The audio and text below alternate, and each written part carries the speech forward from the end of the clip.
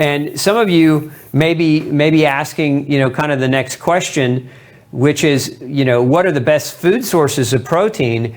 And so some of you are following a vegetarian diet, and some of you are following the opposite of a vegetarian diet. If you're a vegetarian, where do you get most of your protein from? You get most of your protein from legumes. Now, if you can also get protein from grains, although, again, the quality of protein from grains is not super high. Legumes and grains are the predominant source, though, of protein in a vegetarian-based diet. Now, and when I say vegetarian, I mean more vegan, because if you're lacto or ovo-vegetarian, there's high-quality protein in dairy, there's high-quality protein in eggs, there's high-quality protein in fish. So depending on what kind of a vegetarian that you are, if you're vegan, you got legumes and grains. But if you're vegetarian and you eat fish, then my advice is get the fish in you. Dairy's an iffy one if you're gluten sensitive, and you can go back and watch some of my videos on dairy, where we talk about the mimicry between dairy and gluten. It's very important to understand that if you're gluten sensitive. And so fish and dairy and egg, if you're not allergic to egg is a common allergy, but these are, depending on what kind of a vegetarian diet you follow, those three are the best sources of protein pound for pound. And then legumes, grains, and then nuts. So a lot of people think of peanut here, but peanut is a legume. So it's technically, it's not a nut. Nuts would be more your almonds, your pecans, your walnuts, your pistachios. So those, your common nuts, Brazil nuts, etc. So these are going to be sources of protein as well. And then there's plenty of green veggies that also have protein. So like broccoli, and broccoli's a big one. Cauliflower's another one. Your cruciferous cabbage has some protein in it. And some of your other vegetables have protein as well. Some people will go to tofu, especially in the vegetarian community. They'll use tofu, which is fermented soy. Again, the problem with a lot of soy today is it's genetically modified. So if you're going to do this, if you're vegan, you just want to make sure you're buying non-GMO organic soy tofu as opposed to the opposite. So, but if you're trying to get adequate protein and you're not a vegetarian, so again, these are vegetarian options, it's meat, right? So whether you're eating beef, chicken, fish, pork,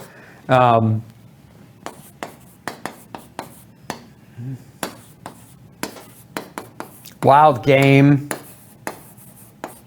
fowl, ducks, goose, other types of game birds as well, elk. You've got all kinds of options in the meat family, and then you've got, as well, you've got organ meats, and this is a part a lot of people leave out, but organ meats are very nutrient dense and good sources of protein as well. So there's a lot of room here. If you don't follow a vegetarian diet, there's a ton of room here to get adequate protein, to hit that level, that 1.2 grams of protein per kilogram of body weight or more. And actually, some research now, if you're an athletic person, so if you're doing heavy workouts, there's now evidence that shows that 2 grams of protein per kilogram of body weight is actually more effective at keeping you functional and recovering better, just FYI. But most of you probably not competing in major athletic competitions, so that 1.2 to 1.4 is a pretty good range to shoot for. And again, you've got all these different options. Plus, you've got these options over here. I would say those of you listening to me should know better with the grain and the grain inflammation cycle that I showed you earlier. But so those are your options more on a vegetarian side. These are your options on a meat side as well as these options. So you just got a lot more to pick from. Now, there's different qualities of protein as well, and there's different ways to quantify or qualify protein. And the best way to get your protein, though, honestly, is real food. Now, some of you have a hard time with that. Eat real food to get your protein. That's number one. Okay, the number one thing you can do is just eat real food. But some of you want to supplement, and that's understandable, because if you you might have an aversion to texture, you might have a psychological food issue, and so supplementation can be beneficial or helpful. Or maybe you're on a vegetarian diet and it's just really hard to get enough food in to hit those levels of protein that you're trying to achieve, and so this is where a supplement might come in handy. Now, my favorite kind of protein supplement for if you're not vegan is beef protein. We have something called ultra pure protein, which is the highest nitrogen value protein known to man to date. It's very, very effective, and it's very, very clean. So it's from grass-fed cattle. It's grown on organic grasses, etc. So very high quality. And for vegetarians, one of the better kinds is pea, organic pea specifically. Peas are a legume that are rich in protein. So pea protein. Some people opt for hemp protein, which is another decent source. But you've got to make sure that they follow the rules. If they're not real food, they need to be grass-fed. They need to be organic. They need to be chemical-free, heavy metal-free. Because in the supplement industry, there's a lot of crookedness that goes on, and there's a lot of junk and garbage. Probably one of the least safe to take, in my opinion, is if you're going for whey protein. Now whey protein is very healthy if you're eating it fresh from your own cow, your A2 cow. But whey protein on the market, for the most part, it's rancid. It's heated.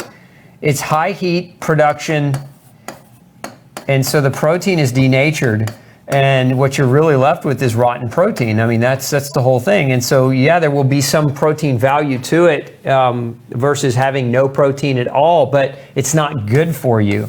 This is why so many people on those whey supplements have a lot of acne and other health issues. Plus, we also know that the whey increases blood sugar issues. It's actually been linked in a number of research studies to increase the risk for metabolic syndrome and diabetes. So I don't care for using or recommending whey as a primary source of protein unless you've got your own cows and you're making your own curds and whey and you're eating the whey in that regard. But this is where I would recommend that you stay if you're wanting to do supplementation. Now, also some people want to supplement with collagen, because if you don't eat, for example, if you don't cook down your bones, if you don't cook down the cartilage on the bones itself, which is where a lot of that collagen is. If you don't eat the skin, like the chicken skin or whatever other type of animal that you're consuming, then you're not getting great levels of collagen. And collagen is, again, it's a very critical component to the protein family. There are different kinds of proteins, and so collagen's being one of those that might be very helpful. Now, some of you may not be able to fathom either of these things, right? And so if you're, just depending on who you are, and you're just looking for a way to get it in you, but without having to eat those types of things, one of the things I would recommend that you take is amino acids, what are known as free-form amino acids. And free-form amino acids contain the essential amino acids that your body needs to make all of the other amino acids. In essence, they're the building blocks to that protein. And so taking these free-form amino acids can be very, very helpful. An example of a free-form amino acid that many of you are familiar with is glutamine.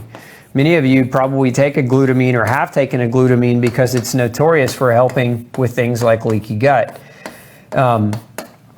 And so this is an example of a free form. I like blending all of the essential amino acids into a powder to have a complete free form. That way, if you're trying to get less calories but have something that can help you recover from exercise, but you're concerned about the excessive quantity of meat, because in your diet or the way you're living your diet, that it's a health concern that you have, this is one of the best ways to get your protein requirement, is just in the free form amino acids. We have a blend called Ultra Aminos that helps to accomplish that. Now, there's a component that I also want to get into before we start taking any kind of questions, and that's protein absorption. So I think it's important to have a short conversation about how protein is absorbed so that we can understand better how to meet our body's needs. This is the stomach.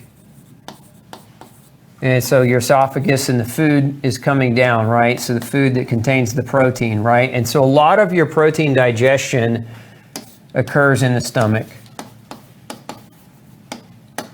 We have specialized enzymes that are made by the cells in the stomach.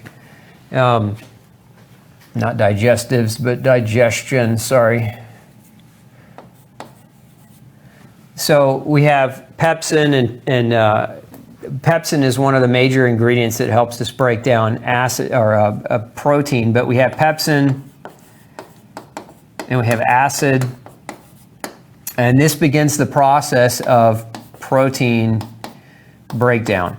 Okay, so we're starting to break down that protein. It doesn't matter whether it's plant-based protein or whether it's a meat-based protein. A big part of protein digestion occurs within the stomach itself. That acid is highly helpful in that process. And this is part of the issue for many of you, is you've had either gluten or inflammatory foods. So if we look at, let's just make a little bit of room here. Gluten and inflammatory foods. So the cells that line the stomach, okay, the gluten can damage those cells. And if it damages those cells that produce acid, then what you're left with is reduction of stomach acid production, or hypochlorhydria, which is far more common than acid reflux. Now, if you have the symptoms of acid reflux, know that a lot of people with the symptoms of acid reflux don't have too much acid. They don't have enough acid. And this is one of the reasons why. And not having enough acid leads to that food rotting in your gut and irritating the gut lining. That's why it regurgitates. That's why it feels like heartburn. But these inflammatory foods will block your ability to produce acid, which is going to reduce your protein breakdown. So it's going to be harder for your body to access the protein that you're eating. And when that occurs, you become, over time, slowly more and more protein malnourished. Now, I said earlier, this is not just your stomach. It's also in your small intestine down here. A lot of those, your small intestinal cells also produce protein-degrading enzymes. So if you are eating gluten, and the classic case would be like celiac disease, where you're damaging your body's ability to produce these enzymes, then now you've got blocked your protein breakdown in another way. And some of you have to also remember that some of these enzymes aren't made in your gut, they're made in your pancreas. And so your pancreas secretes digestive enzymes that basically meet up here. Okay, and these enzymes dump into your small intestine and help you degrade protein. These enzymes called proteases. And so gluten can also damage the pancreas. So we got gluten can damage the acid-producing cells in the stomach and the digestive enzyme pepsin production cells in the stomach. It can destroy cells that help make enzymes in your small intestine, and it can, again, damage the pancreas. So there's multiple ways that gluten can damage your body's ability to digest. And that's why people with gluten sensitivity have such problems with malnutrition. And protein malnutrition is a big part of this as well. Now, I said earlier that the symptoms of reflux are the same as the symptoms of not producing enough stomach acid. And this is important because many people will have their doctors prescribe antacids or antacids. And so whether those are H2 blockers, or whether those are PPIs. There's just different kinds of medicines, antacids like your Tums, your Rolaids, that kind of thing, and then H2 and PPIs. These medicines, they block acid, right? They stop it from being produced, or they neutralize it. And so what happens if you have low acid and your doctor says you have high acid, and then they put you on antacids, and they suppress your acid even further, is you get worse, not better. And that is oftentimes a major hurdle for people's recovery, is that they're being put on medicines under the assumption. And the only real way to measure stomach acid accurately, just so you're aware, is a capsule endoscopy. So if your doctor's not done that, then they're guessing. they haven't given you a capsule endoscopy. Basically it's a pill you swallow, and it sends a radio signal to a computer to measure the pH of your. Actually, I did that wrong. It's a lowercase p, power of hydrogen. The pH in your GI tract. It's a capsule endoscopy study. And so you definitely, if you're curious about that, that's a fancy way of going about doing it. Now, a non-fancy way of testing this hypothesis is to take acid. And there's a supplemental form, betaine hydrochloride is acid. And if you take that before you eat, if you digest your food better and you feel better and you're less bloated and you have better bowel movements, because people with low stomach acid are chronically constipated. That's one of the major issues with not having adequate stomach acid. So this type of supplement, we have a formula, gluten-free formula called Ultra Acid. And if you feel better and digest better, then you might have your answer. Like, that's the simple test to do this at home. This is kind of what you would ask your gastroenterologist to run on you. But we don't want stomach acid suppression, because stomach acid suppression has now been being linked to bone loss. It's been being linked to protein malnourishment. It's been being linked to mineral deficiencies and B12 deficiency and any nutrient that requires acid. You're going to cause deficiency of that nutrient potentially by blocking your body's ability to produce that acid. And that over time, again, can cause major malnutrition. Hey, don't forget to check out the rest of the series right here. Make sure you hit subscribe below. And as always, thanks for tuning in.